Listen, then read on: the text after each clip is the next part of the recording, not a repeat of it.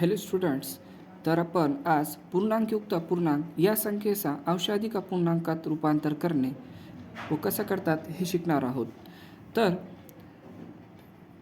3/4 ही संख्या आहे, तर ती 3 ही पूर्ण संख्या असून 1/4 ही अपूर्ण संख्या आहे.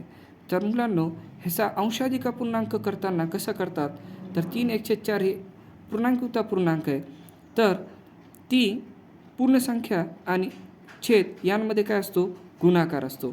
यांचा जो गुणाकार येतो, तर या गुणाकाराला अंशामधील संख्येमध्ये मिळवावा लागतो. तर कसं समीकरण तयार होतो, तर चला पाहूया आपण. तर 3 गुणाकारात 4 अधिक 1 छेदस्थानी 4 बरोबर.